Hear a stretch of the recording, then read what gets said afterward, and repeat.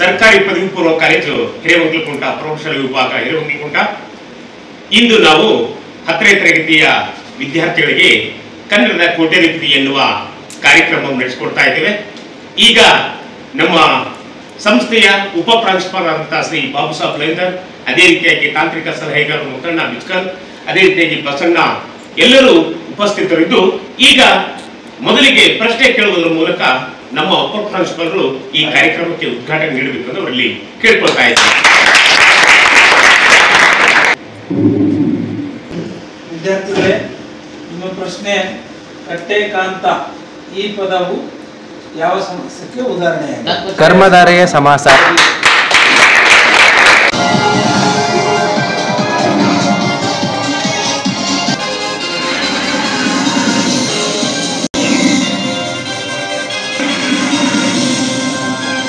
ಸರ್ಕಾರಿ ಪದವಿ ಪೂರ್ವ ಕಾಲೇಜ್ ಪ್ರೌಢಶಾಲಾ ವಿಭಾಗ ಹಿರೇಮಂಗಲಕುಂಟ ತಾಲೂಕು ಯಲಬುರ್ಗಾ ಜಿಲ್ಲಾ ಕೊಪ್ಪಳ. ಇಂದು ನಮ್ಮ ಶಾಲೆಯಲ್ಲಿ ಕನ್ನಡದ ಕೋಟ್ಯಾಧಿಪತಿ ಎನ್ನುವ ಕಾರ್ಯಕ್ರಮವನ್ನು ಮಾಡುತ್ತಿದ್ದು, ಈ ಕಾರ್ಯಕ್ರಮಕ್ಕೆ ಎಲ್ಲ ಸಿಬ್ಬಂದಿ ವರ್ಗದವರನ್ನು, ಉಪ ಪ್ರಾಂಶುಪಾಲರನ್ನು ಮತ್ತು ಎಲ್ಲ ಮುದ್ದು ಮಕ್ಕಳನ್ನು ಅತ್ಯಂತ ಪ್ರೀತಿಪೂರ್ವಕವಾಗಿ ನಾನು ಸ್ವಾಗತ ಕೋರ್ತಾ ಇದ್ದೇನೆ.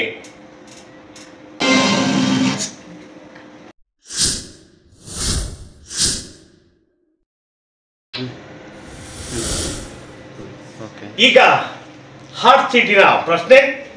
ಹಾರ್ಟ್ ಶೀಟಿಗೆ ಸರಿಯಾದ ಉತ್ತರ ನೀಡಿದಂತ ವಿದ್ಯಾರ್ಥಿ ಈ ಹಾರ್ಟ್ ಶೀಟ್ ಅಲ್ಲಿ ಕೂತ್ಕೊಂಡು 50 ಪ್ರಶ್ನೆಗಳಿಗೆ ಉತ್ತರ ನೀಡತಕ್ಕಂತ ಅದೃಷ್ಟಶಾಲಿ ವಿದ್ಯಾರ್ಥಿ ಆಗುತ್ತಾರೆ. ಹಾಗಾದ್ರೆ ಆ ಅದೃಷ್ಟಶಾಲಿ ವಿದ್ಯಾರ್ಥಿ ಯಾರನ್ನೋದನ್ನು ನಾವೀಗ ನೋಡೋಣ. ಗೋವಿಂದ ಪೈ ರವರು ಪ್ರಾಸವನ್ನು ಇಟ್ಟು ಬಿಟ್ಟು ಬರೆಯುತ್ತಿದ್ದ ಕಾಲವಿದು. 1902, 1911, 1904, 1910, 1903ರಿಂದ 1910, 1901ರಿಂದ 1911. ಈ ಆಯ್ಕೆಗಳು ಯಾರಿಗೆ ಗೊತ್ತಿವೆ ಹೇಳಿ. 1903ರಿಂದ 1910. ಹಾರ್ಟ್ ಶೀಟಿನ ಪ್ರಶ್ನೆಗೆ ಸರಿಯಾದ ಉತ್ತರ ನೀಡಿದಂತ ಅಮರೇಶ್ ರೊಟ್ಟಿ ಅವರು ಈ ಹಾರ್ಟ್ ಶೀಟ್ಗೆ ಬರ್ಬೇಕಂದ್ರೆ ಅವರಲ್ಲಿ ಪ್ರೀತಿಪೂರ್ವಕವಾಗಿ ಕೇಳ್ಕೊಳ್ತಾ ಇದ್ದಾರೆ. ಹಾಗಾದ್ರೆ ಪ್ರೀತಿಯ ವಿದ್ಯಾರ್ಥಿಗಳೇ, ನಿಮ್ಮ ಮೊದಲನೇ ಪ್ರಶ್ನೆ ಈಗ. ಶಬರಿ ಗದ್ಯ ಪಾಠವನ್ನು ಬರೆದವರು 1 ಪೂತಿನ, 2 ವಿಕ್ರಗೋಕ, 3 ಡಾಕ್ಟರ್ ಬನ್ನಂಜೆ ಗೋವಿಂದಾಚಾರ್, 4 ದುರ್ಗಸಿಂಹ. ಇವುಗಳಲ್ಲಿ ನಿಮ್ಮ ಆಯ್ಕೆ ಯಾವುದು? 1 ಪೂತಿನ. ಹಾಗಾದ್ರೆ ನೋಡೋಣ ಉತ್ತರ ಸರಿಯೋ ತಪ್ಪು ಅನ್ನೋದನ್ನ.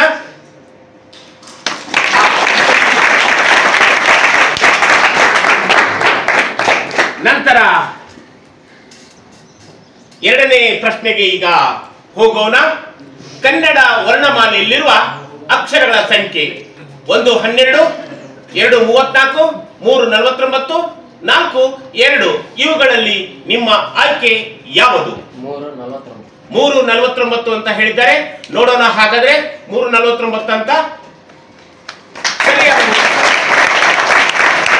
ಮೂರನೇ ಪ್ರಶ್ನೆ. ಲಂಡನ್ ನಗರ ಎಂಬ ಗದ್ಯ ಭಾಗವನ್ನು ಬರೆದವರು GH Shivarudrappa, ವಿಕ್ರಗೋಕ, Puthina, the Ra Bendre. ನಿಮ್ಮ ಉತ್ತರ ಯಾವುದು? ವಿಕ್ರಗೋಕ ಅಂತ ಹೇಳಿದ್ದಾರೆ. ನೋಡೋಣ ಹಾಗಾದ್ರೆ ವಿಕ್ರಗೋಕ ಹೌದಲ್ಲ ಅಂತ.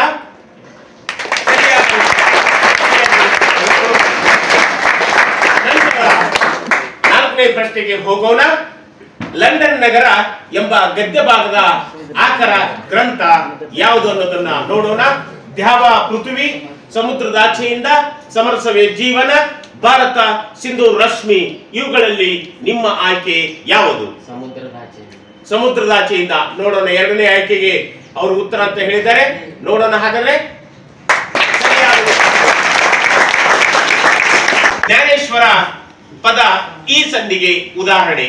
ವೃದ್ಧಿ ಸಂಧಿ, ಆದೇಶ ಸಂಧಿ, ಗುಣಸಂಧಿ, ಸವರ್ಣ ದೀರ್ಘ ಸಂಧಿ. ಇವುಗಳಲ್ಲಿ ನಿಮ್ಮ ಆಯ್ಕೆ ಯಾವುದು? ಹೇಳಿ. ಸಮಯ ಹೋಗ್ತಾ ಇದೆ. ವೃದ್ಧಿ ಸಂಧಿ ಅಂತ ಹೇಳಿದ್ದಾರೆ. ನೋಡೋಣ ಹಾಗಾದ್ರೆ ಇವರ ಉತ್ತರ ಸರಿಯೋ ತಪ್ಪು ಅಂತ. ತಪ್ಪು ಉತ್ತರ. ಹಾಗಾದ್ರೆ ವೀಕ್ಷಕರು ಯಾರು ಹೇಳ್ತೀರಿ ಹೇಳಪ್ಪ? ಆಡಿಯನ್ಸ್. ಗುಣಸಂಧಿ ಅಂತ ಹೇಳಿದ್ದಾರೆ ಒಬ್ಬರು. ನೋಡೋಣ ಗುಣಸಂಧಿ ಹೌದು ಅಲ್ಲ ಅಂತ. ಸರಿಯಾದ ಉತ್ತರ 6ನೇ ಪ್ರಶ್ನೆಗೆ ನೇರವಾಗಿ ಪೈಥ್ಯ ಪದದ ಅರ್ಥ ಏನು ಅನ್ನೋದನ್ನ ನೋಡೋಣ. ಮನೋವಿಕಾರ, ಕೀಳು, ರೋಗ, ಕಲ್ಮಶ. ನಿಮ್ಮ ಆಯ್ಕೆ ಯಾವುದು? ಕಲ್ಮಶ. ನೋಡೋಣ. ತಪ್ಪು ಉತ್ತರ. ಹಾಗಾದ್ರೆ ಹೇಳಪ್ಪ, ನೀವು ಹೇಳಿ. ರೋಗ. ಹಾಗಾದ್ರೆ ರೋಗ ಅನ್ನೋದನ್ನ ವೀಕ್ಷಕರು ಹೇಳಿದ್ದಾರೆ. ರೋಗ ಹೌದೋ ಅಲ್ಲ ಅಂತ? ತಪ್ಪು ಉತ್ತರ. ನಿಮ್ಮದು ಸಹ ತಪ್ಪು ಉತ್ತರ. ಯಾರು ಹೇಳ್ತೀರಿ? ತಪ್ಪು ಉತ್ತರ. ಪದದ ಅರ್ಥ ಮನೋವಿಕಾರ. ನೋಡಿಸಲಾಗಿದೆ, ಮನೋವಿಕಾರ ಸರಿಯಾದ ಉತ್ತರ. ಓಕೆ, ಹಾಗಾದ್ರೆ ನಂತರ ಪ್ರಶ್ನೆಗೆ ಹೋಗೋಣ ನಾವು. ಅನೇಕ ಉಪವಾಕ್ಯಗಳು ಒಂದು ಪ್ರಧಾನ ವಾಕ್ಯಕ್ಕೆ ಅಧೀನವಾಗಿದ್ದಾಗ ಉಪವಾಕ್ಯಗಳು ಮುಗಿದಾಗಲೆಲ್ಲ ಈ ಲೇಖನ ಚಿಹ್ನೆಯನ್ನು ಉಪಯೋಗಿಸುತ್ತೇವೆ, ಬಳಸುತ್ತೇವೆ. ಹಾಗಾದ್ರೆ ಹಾರ್ಟ್ ಶೀಟ್ ಅಲ್ಲಿ ಕುಂತ ಅಮರೇಶ್ ಅವರು ಉತ್ತರ ನೀಡಬೇಕು. ಅಲ್ಪ ಪ್ರಾಣ, ಉದ್ಧರಣ ಚಿಹ್ನೆ, ಅರ್ಧ ವಿರಾಮ, ವಾಕ್ಯ ವೇಷ್ಟನ ಚಿಹ್ನೆ. ನಿಮ್ಮ ಆಯ್ಕೆ ಯಾವುದು? ಅರ್ಧ ವಿರಾಮ. ಹಾಗಾದ್ರೆ ನೋಡೋಣ. ಅರ್ಧ ವಿರಾಮ ಅಂತ ಎಂದು ಹೇಳಿದ್ದಾರೆ.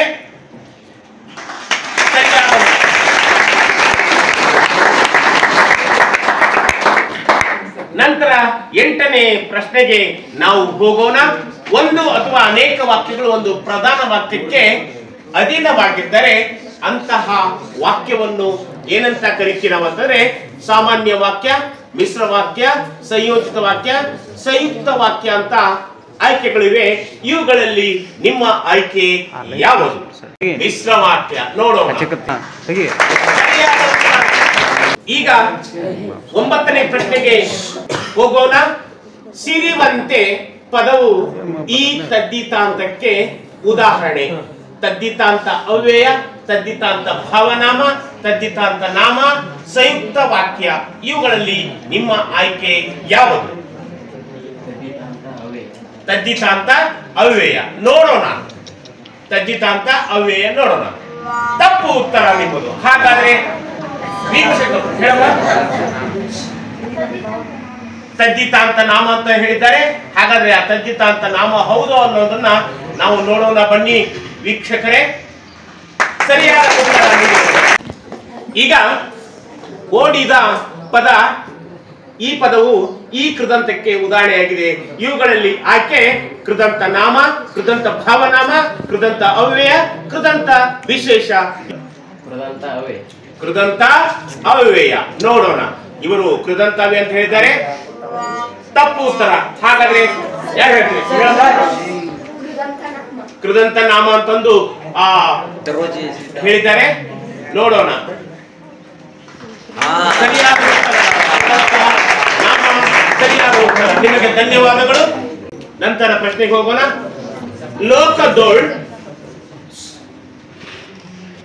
ಲೋಕದೋಳ್ ಎಂಬುದು ಈ ವಿಭಕ್ತಿಯಲ್ಲಿದೆ. ಪ್ರಥಮ, ತೃತೀಯ, ಪಂಚಮಿ ಮತ್ತು ಸಪ್ತಮಿ. ಇವುಗಳಲ್ಲಿ ನಿಮ್ಮ ಆಯ್ಕೆ ಯಾವುದು? ಸಪ್ತಮಿ. ನೋಡೋಣ. ಹಾಗಾದ್ರೆ ಸಪ್ತಮಿ ಹೌದು ಅಲ್ಲೋದನ್ನು ಸರಿಯಾದ ಉತ್ತರ. ನಂತರ ಮುಂದಿನ ಪ್ರಶ್ನೆಗೆ ಹೋಗೋಣ. ಸರಿಯಾಗಿ ಕೇಳಿ. ಭ ರ ನ ಭ ಭ ರ ಲಘು ಗುರು. ಈ ಗಣಗಳು ಇರುವ ವೃತ್ತ ಯಾವುದು? ಇದಾಗಿದೆ. ಚಂಪಕ ಮಾಲಾ ವೃತ್ತ, ಉತ್ಪಲ ಮಾಲಾ ವೃತ್ತ, ಮಧ್ಯಮ ವಿಕ್ರೀಡಿತ, ಶಾರ್ದೂಲ ವಿಕ್ರೀಡಿತ. ಇವುಗಳಲ್ಲಿ ನಿಮ್ಮ ಆಯ್ಕೆ ಯಾವುದು? ಉತ್ಪಲ ಮಾಲಾ ವೃತ್ತ ಎಂದು ಹೇಳಿದ್ದಾರೆ. ಆ ಉತ್ತರವನ್ನು ನೋಡೋಣ. ಸರಿಯಾದ ಉತ್ತರ. 13ನೇ ಪ್ರಶ್ನೆ. ಕಟ್ಟೇಕಾಂತ ಪದವು ಈ ಸಮಾಸಕ್ಕೆ ಉದಾಹರಣೆಯಾಗಿದೆ. ಇವುಗಳಲ್ಲಿ ಆಯ್ಕೆಗಳು ತತ್ಪುರುಷ ಸಮಾಸ, ಕರ್ಮಧಾರಯ ಸಮಾಸ, ದ್ವಿಗು ಸಮಾಸ, ಗಮಕ ಸಮಾಸ. ಇವುಗಳಲ್ಲಿ ನಿಮ್ಮ ಉತ್ತರ ಯಾವುದು? ಕರ್ಮಧಾರಿ ಸಮಾಸ. ನೋಡೋಣ. ಹಾಗಾದ್ರೆ ಕರ್ಮಧಾರಿ ಸಮಾಸ ಅಂತ ಹೇಳಿದ್ದಾರೆ. ಸರಿಯಾದ ಉತ್ತರ. ನಂತರ 14ನೇ ಪ್ರಶ್ನೆಗೆ ನಾವು ಹೋಗೋಣ. ನೋಡಿ, ಪ್ರಶ್ನೆ ಹೀಗಿದೆ. ಪ್ರಾಸ ಬಿಡಬೇಕೆಂದು ನಿರ್ಧರಿಸಿದ ಬಳಿಕ ಪೈಗಳು ಬರೆದ ಕೃತಿ ಇದಾಗಿದೆ ಯಾವುದು? ಭಾರತ ಲಕ್ಷ್ಮಿ, ಶಿಶು, ಬಿಲ್ಲ ಹಬ್ಬ, ಹಿಂದೂಸ್ತಾನ ಹಮಾರ. ನಿಮ್ಮ ಆಯ್ಕೆ ಯಾವುದು? ಹಿಂದೂಸ್ತಾನ ಹಮಾರ. ನೋಡೋಣ ಹಾಗಾದರೆ. ತಪ್ಪು ಉತ್ತರ. ಹೇಳಪ್ಪ. ಶಿಶು. ನೋಡೋಣ ಶಿಶು ಹೌದಾ ಅಲ್ಲ ಅನ್ನೋದನ್ನ. ತಪ್ಪು ಉತ್ತರ.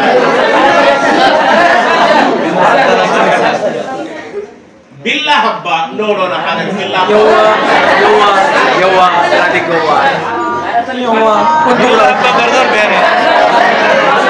ಹಾಗಾದ್ರೆ 3 ಆಯ್ಕೆಗಳಾದವು. 4ನೇ ಆಯ್ಕೆ ಭಾರತ ಲಕ್ಷ್ಮಿ.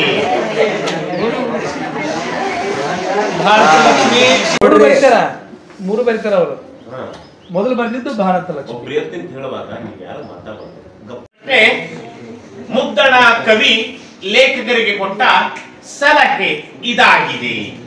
ಒಂದು ಬೇಡ, ಹೋಗು, ಮುಂದರಿಸು, ನೋಡೋಣ. ಇವುಗಳಲ್ಲಿ ನಿಮ್ಮ ಆಯ್ಕೆ ಯಾವುದು? ಮುಂದರಿಸು. ನೋಡೋಣ. ಮುಂದರಿಸು ಎಂದು ಹೇಳಿದ್ದಾರೆ. ಹೌದು ಅಲ್ಲೋ ಅನ್ನೋದನ್ನ ನಾವು ನೋಡೋಣ ಬನ್ನಿ. ಸರಿಯಾದ ಉತ್ತರ. 16ನೇ ಪ್ರಶ್ನೆಗೆ ಹೋಗೋಣ. ಬಿಲ್ಲ ಹಬ್ಬವನ್ನು ರಚಿಸಿದ ಕವಿ ಇವರಾಗಿದ್ದಾರೆ. ಒಂದು ವಾಸುದೇವ ಪ್ರಭು, ಮುದ್ದಣ ಪ್ರಭು, ಗೋವಿಂದ ಪೈ. ಇವುಗಳಲ್ಲಿ ನಿಮ್ಮ ಆಯ್ಕೆ ಯಾವುದು? ವಾಸುದೇವ ಪ್ರಭು. ನೋಡೋಣ ಸರಿಯೋ ತಪ್ಪು ಅನ್ನೋದನ್ನ. ಸರಿಯಾದ ಉತ್ತರ. ಬಾಸೆಲ್ ಮಿಸೆನ್ ನವರು ಪ್ರಕಟಿಸಿದ್ದ ಕೃತಿ ಇದಾಗಿದೆ. ಹಳೆಗನ್ನಡ ವ್ಯಾಕರಣ ಸೂತ್ರ, ಹೊಸಗನ್ನಡ ವ್ಯಾಕರಣ ಸೂತ್ರಗಳು, ವ್ಯಾಕರಣ ದರ್ಪಣ, ವ್ಯಾಕರಣ ಸೂತ್ರಗಳು. ಇವುಗಳಲ್ಲಿ ನಿಮ್ಮ ಆಯ್ಕೆ ಯಾವುದು? ಹೊಸಗನ್ನಡ ವ್ಯಾಕರಣ ಅಂತ ಹೇಳಿದ್ದಾರೆ. ನೋಡೋಣ ಸರಿಯೋ ತಪ್ಪು ಅನ್ನೋದನ್ನ. ತಪ್ಪು ಉತ್ತರ. ನಿಮ್ಮ ಉತ್ತರ ತಪ್ಪಾಗಿದೆ. ಹಾಗಾದ್ರೆ ಎದ್ದೇಳು. ಹಳೆಗನ್ನಡದ ವ್ಯಾಕರಣ ನೋಡೋಣ. ಹಳೆಗನ್ನಡ ವ್ಯಾಕರಣ ಸೂತ್ರಗಳು ಅಂತ ಹೇಳಿದ್ದಾರೆ. ಸರಿಯೋ ತಪ್ಪು ಅನ್ನೋದನ್ನ ನೋಡೋಣ.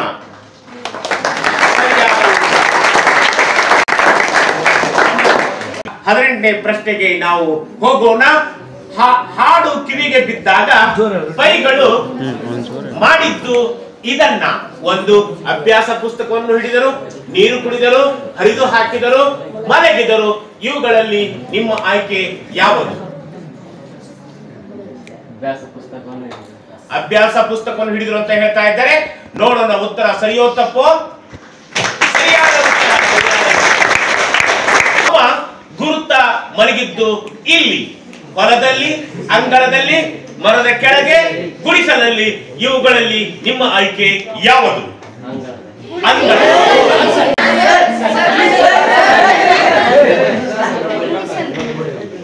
ಏನಮ್ಮ? ಗುಡಿಸಲಿನಲ್ಲಿ ಅಂತ ಹೇಳ್ತಾರೆ. ನೋಡೋಣ ಹಾಗಾದ್ರೆ ಸರಿಯೋ ತಪ್ಪು ಅನ್ನೋದನ್ನ. ಸರಿಯಾದ ಉತ್ತರ.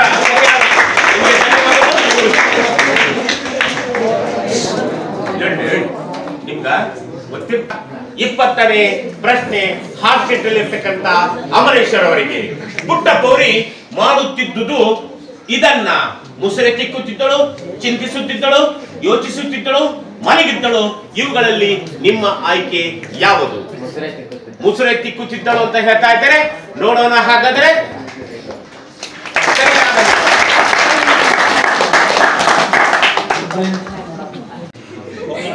ಸರಿ, ಇನ್ನೊಂದು ಪ್ರಶ್ನೆ. ಪ್ರೀತಿಯ ವಿದ್ಯಾರ್ಥಿಗಳೇ, 2ನೇ ರೌಂಡಿಗೆ ರಾಧಿಕಾ ಎಂಬ ವಿದ್ಯಾರ್ಥಿನಿ ಬಂದಿದ್ದಾರೆ ಹಾರ್ಟ್ ಶೀಟ್ಗೆ. ಅವರನ್ನು ಅತ್ಯಂತ ಪ್ರೀತಿಪೂರ್ವಕವಾಗಿ ನಾವು ಸ್ವಾಗತ ಕೋರೋಣ. ಈಗ ಅವರಿಗೆ ಮೊದಲನೇ ಪ್ರಶ್ನೆ.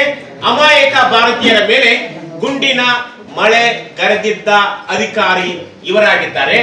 General Dyer, general lieutenant RD. ಇವುಗಳಲ್ಲಿ ನಿಮ್ಮ ಆಯ್ಕೆ ಯಾವುದು? ಜನರಲ್ ಡಯರ್ ಅಂತಂದು ಒಂದನೇ ಆಯ್ಕೆ ಹೇಳಿದ್ದಾರೆ. ನೋಡೋಣ ಹಾಗಾದ್ರೆ. ಸರಿಯಾದ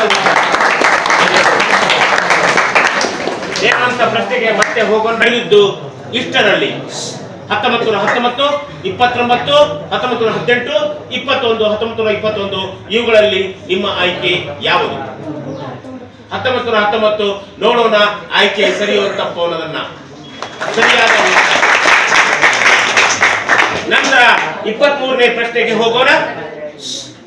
ದೃಪದನು ಪಡಿಯರನಿಗೆ ಹೇಳಿದ್ದು ಹೀಗೆ: ಹೊರಕ್ಕೆ ತಳ್ಳು, ಒಳಕ್ಕೆ ಬಾ, ಮಲಗಿಸು, ಪರಿಚಯದವನು ಎನ್ನುವ ಆಯ್ಕೆ. ಇವುಗಳಲ್ಲಿ ನಿಮ್ಮ ಆಯ್ಕೆ ಯಾವುದು? ಹೊರಕ್ಕೆ ತಳ್ಳು ಅಂತ ಒಂದನೇ ಆಯ್ಕೆಯನ್ನು ಹೇಳಿದ್ದಾರೆ. ನೋಡೋಣ ಆಯ್ಕೆ ಸರಿಯೋ ತಪ್ಪು ಅನ್ನೋದನ್ನ. ಸರಿಯಾಗಿದೆ. 24ನೇ ಪ್ರಶ್ನೆ.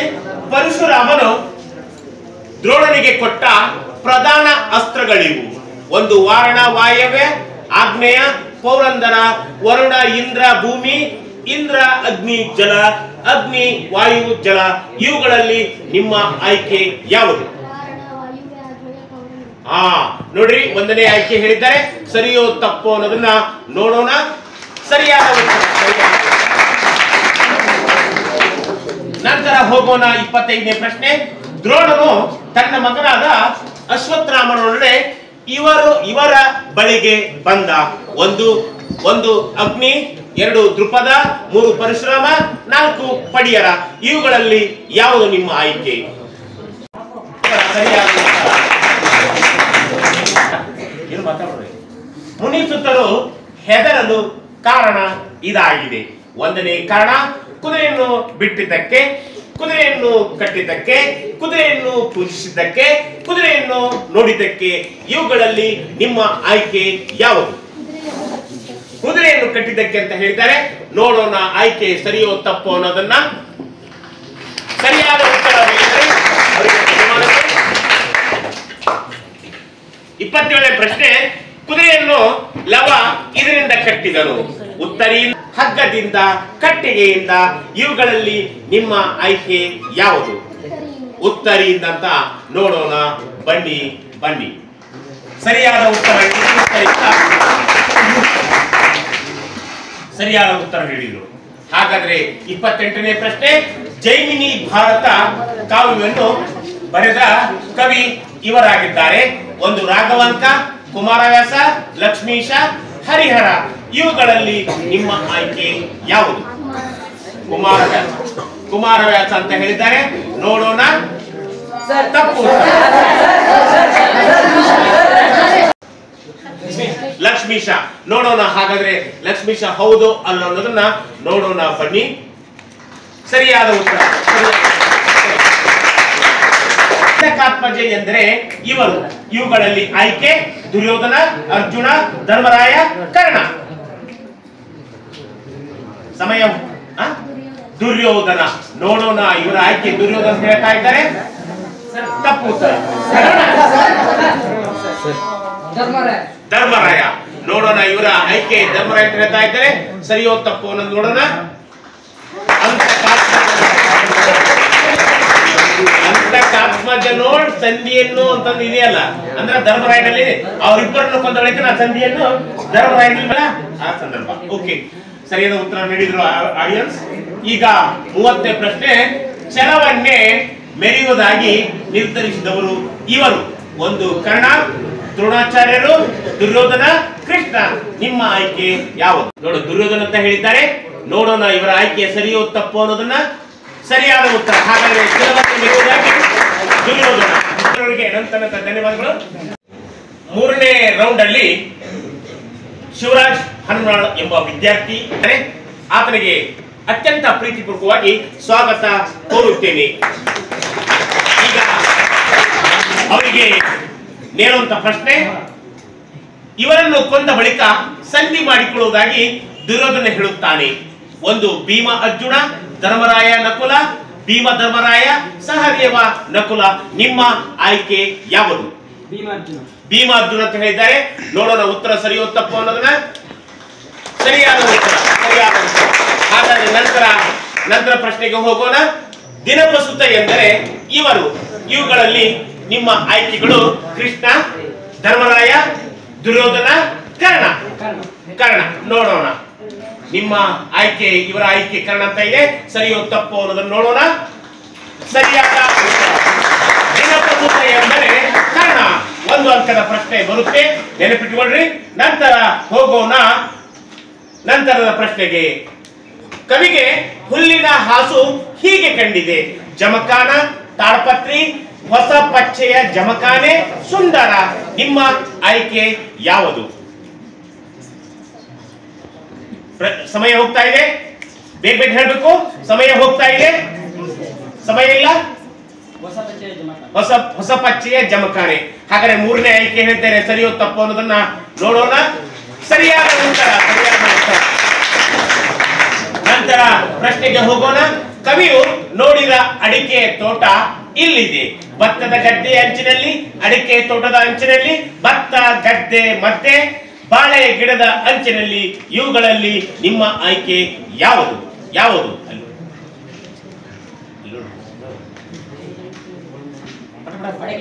ಅಡಿಕೆ ತೋಟದ ಅಂಚಿನಲ್ಲಿ ಎರಡನೇ ಆಯ್ಕೆ ಹೇಳಿದ್ದಾರೆ. ಸರಿಯೋ ತಪ್ಪು ಅನ್ನೋದನ್ನ ನೋಡೋಣ. ತಪ್ಪು ಉತ್ತರ. ಭತ್ತದ ಗದ್ದೆಯ ಅಂಚಿನಲ್ಲಿ. ಭತ್ತದ ಗದ್ದೆಯ ಅಂಚಿನಲ್ಲಿ ಒಂದೇ ಆಯ್ಕೆ ಹೇಳಿದ್ದಾರೆ. ಆ ಆಯ್ಕೆ ಸರಿಯೋ ತಪ್ಪು ನೋಡೋಣ. ಸರಿಯಾದ ಉತ್ತರ. ನಿಮಗೆ ಧನ್ಯವಾದಗಳು. ಈಗ ನಂತರ 35ನೇ ಪ್ರಶ್ನೆಗೆ ಹೋಗೋಣ. ಕೃಷ್ಣ ಕರ್ಣನನ್ನು ಹೀಗೆ ರಥದಲ್ಲಿ ಕೂರಿಸಿದನು. ಹಾಟ್ ಶೀಟ್ ಅಲ್ಲಿ ಇರ್ತಕ್ಕಂಥವರೇ ಕೇಳ್ರಿ. ಅಪ್ಪನ ರೀತಿ, ಮೈದುನತನ ರೀತಿ, ಅಣ್ಣನ ರೀತಿ, ತಮ್ಮನ ರೀತಿ. ನಿಮ್ಮ ಆಯ್ಕೆ ಯಾವುದು? ಮೈದುನತನ ಎರಡನೇ ಆಯ್ಕೆ ಹೇಳಿದ್ದಾರೆ. ನೋಡೋಣ ಆಯ್ಕೆ ಸರಿಯೋ ತಪ್ಪು ಅನ್ನೋದನ್ನ. ಸರಿಯಾದ ಉತ್ತರ. ಸರಿಯಾದ ಉತ್ತರ.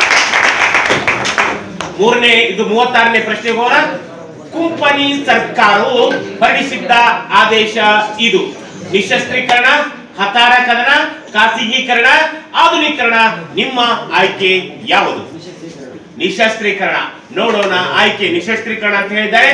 ಸರಿಯೋ ತಪ್ಪು? ಸರಿಯಾದ ಉತ್ತರ. ಸರಿಯಾದ ಉತ್ತರ. ಹಾಗಾದ್ರೆ 37ನೇ ಪ್ರಶ್ನೆಗೆ ಹೋಗೋಣ. ಹಕ್ಕಿಯ ಚುಂಚಗಳು ಇಲ್ಲಿವರೆಗೆ ಚಾಚಿವೆ, ನಕ್ಷತ್ರಗಳ ಆಚೆ, ದಿಗ್ಮಂಡಲಗಳ ಆಚೆ, ಹಕ್ಕಿಯ ಆಚೆ, ಭೂಮಿಯ ಆಚೆ. ಇವುಗಳಲ್ಲಿ ನಿಮ್ಮ ಆಯ್ಕೆ ಯಾವುದು? ದಿಗ್ಮಂಡಲಗಳ ಆಚೆ ಅಂತ ಆಯ್ಕೆ ಅಂತ ಹೇಳಿದ್ದಾರೆ. ನೋಡೋಣ ಆಚೆ ಅಂತ ಹೇಳಿದ್ದಾರೆ. ನೋಡೋಣ ಸರಿಯಾದ ಉತ್ತರ. ಸರಿಯಾಗಿ ಉತ್ತರ ನೀಡಿದ್ರು. ನಂತರ ಪ್ರಶ್ನೆಗೆ ಹೋಗೋಣ ನಾವು. ಹಕ್ಕಿಯು ಇವರ ನೆತ್ತಿಯನ್ನು ಕುಕ್ಕಿದೆ, ಮಕ್ಕಳ, ಮಂಡಲ ಗಿಂಡಲಗಳ, ಸಾರ್ವಭೌಮರ, ಸಾಮ್ರಾಟರ. ನಿಮ್ಮ ಆಯ್ಕೆ ಯಾವುದು? ಸಾರ್ವಭೌಮರ ಅಂತ ಹೇಳಿದ್ದಾರೆ. ನೋಡೋಣ ಸರಿಯೋ ತಪ್ಪು ಅನ್ನೋದನ್ನ. ಸರಿಯಾದ ಉತ್ತರ. ಸರಿಯಾದ ಉತ್ತರ. ನಂತರ ಪ್ರಶ್ನೆಗೆ ಹೋಗೋಣ. ಹಕ್ಕಿಯು ಈ ವೇಗದಲ್ಲಿ ಹಾರುತ್ತಿದೆ, ಮಂದಗತಿಯಲ್ಲಿ, ಎವತ್ತೆರೆದು ಕೂಹತ್ತಿನಲ್ಲಿ, ಜೋರಾಗಿ, ನಿಧಾನ ಗತಿಯಲ್ಲಿ. ನಿಮ್ಮ ಆಯ್ಕೆ ನೋಡ್ರಿ ಎರಡನೇ ಆಯ್ಕೆ ಹೇಳಿದ್ದಾರೆ. ಎವತ್ತೆರೆದಿಕ್ಕುವ ಹೊತ್ತಿನಲ್ಲಿ. ಸರಿಯಾದ ಉತ್ತರ.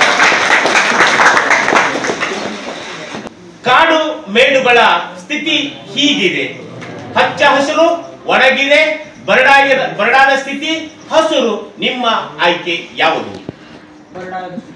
ಬರಡಾದ ಸ್ಥಿತಿ ಅಂತ ಹೇಳಿದ್ದಾರೆ. ನೋಡೋಣ ಸರಿಯೋ ತಪ್ಪು ಅನ್ನೋದನ್ನ. ಬರಡಾದ ಸ್ಥಿತಿ ಅಂತ ಹೇಳಿದ್ದಾರೆ. ಸರಿಯಾದ ಉತ್ತರ. ಕೊನೆಯ ಹಂತದಲ್ಲಿ ಆ ಪ್ರಶ್ನೆಗಳಿಗೆ ಉತ್ತರ ನೀಡಲು ಗೌತಮಿ ರವರು ಬಯಸಿದ್ದಾರೆ. ಇವರಿಗೆ ಅತ್ಯಂತ ಪ್ರೀತಿಪೂರ್ವಕವಾಗಿ ಸ್ವಾಗತ ಕೊಡುತ್ತೇವೆ. ಈಗ 41ನೇ ಪ್ರಶ್ನೆ. ನದಿ ಜಲಗಳ ಸ್ಥಿತಿ ಹೀಗಿದೆ, ಶುಭ್ರವಾಗಿದೆ, ಕಲುಷಿತವಾಗಿದೆ, ಬರಡಾಗಿದೆ, ಕೊಡಗಾಗಿದೆ. ನಿಮ್ಮ ಆಯ್ಕೆ ಯಾವುದು? ಕಲುಷಿತವಾಗಿದೆ ಅಂತ ಹೇಳಿದ್ದಾರೆ. ನೋಡೋಣ ಸರಿಯಾದ ಉತ್ತರ. ಸರಿಯಾದ ಉತ್ತರ.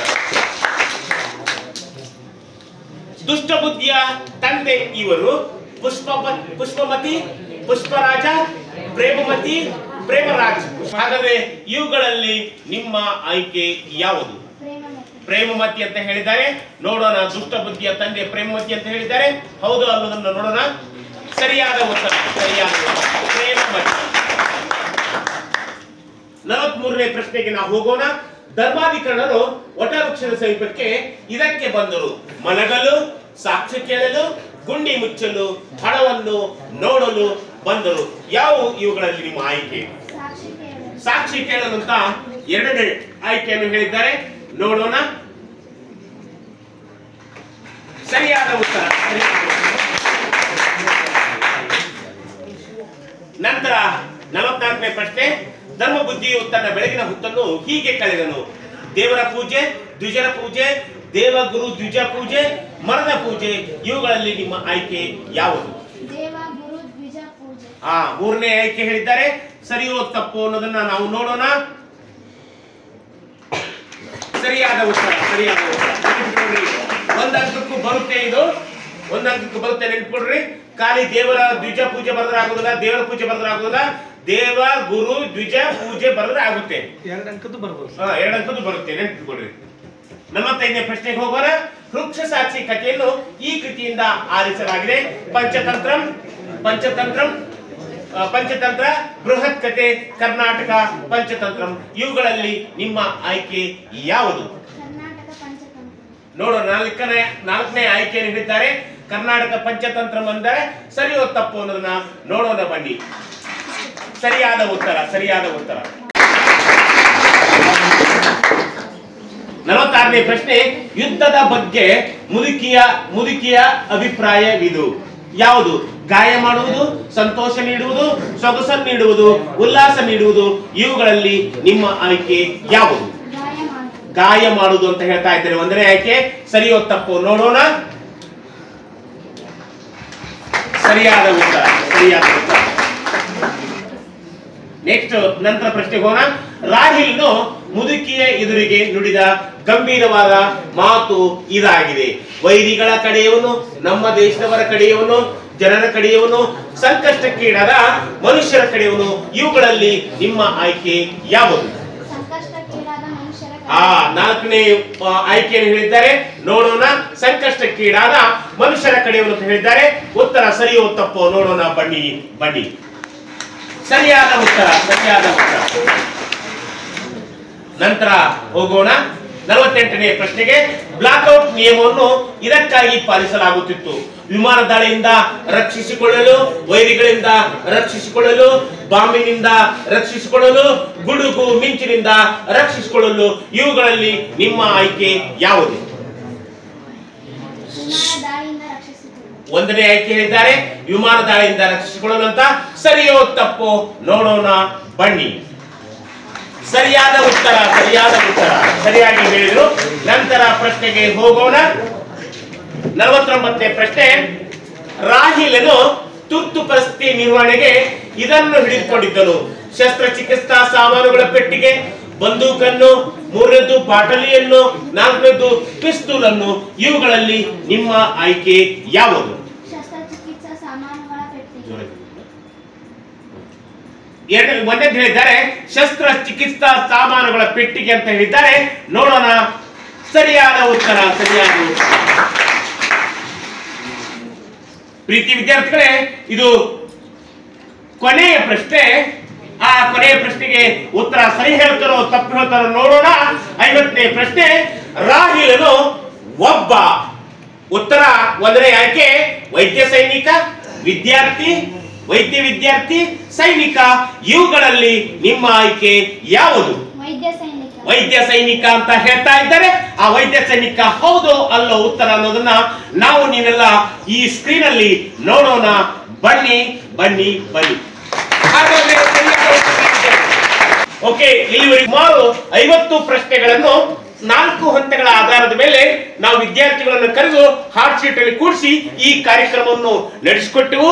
ಇದಕ್ಕೆ ಸಹಕಾರಯುತವಾಗಿ ನಮ್ಮ ಸಂಸ್ಥೆಯ ಉಪ ಪ್ರಾಂಶುಪಾಲರಂತಹ ಶ್ರೀ ಬಾಬು ಸಾಹೇಬ್ ಲೈಂದಾರ್ ಅವರು, ಅದೇ ರೀತಿಯಾಗಿ ನನ್ನ ಆತ್ಮೀಯರು ನಮ್ಮ ಬಾಳಪ್ಪ ಅವರು, ಅದೇ ರೀತಿಯಾಗಿ ನನ್ನ ತಂತ್ರಜ್ಞಾನ ಸಲಹೆಗಾರಂತ ಮುತ್ತಣ್ಣ ಬಿಸ್ಕಲ್ ಅವರು, ಎಲ್ಲ ಗುರುಗಳಿಗೂ, ಗುರುವಾಚಾರ್ಯರಿಗೂ ಮತ್ತು ಶಾಂತಿಯುತವಾಗಿ ಕುಳಿತಂತ ಮತ್ತು ಈ ಹಾರ್ಟ್ ಶೀಟ್ ಅಲ್ಲಿ ಕುಳಿತು ಭಾಗವಹಿಸಿದಂತ ಎಲ್ಲರಿಗೂ ಅನಂತ ಧನ್ಯವಾದಗಳನ್ನು ನಾನು ಸಲ್ಲಿಸುತ್ತೇನೆ. ಇಲ್ಲಿಗೆ ಈ ಕಾರ್ಯಕ್ರಮ ಮುಕ್ತಾಯವಾಯಿತು. ಮತ್ತೊಮ್ಮೆ ನಾನು ಎಲ್ಲರಿಗೂ ಧನ್ಯವಾದವನ್ನು ತಿಳಿಸುತ್ತೇನೆ. ಓಕೆನಾ?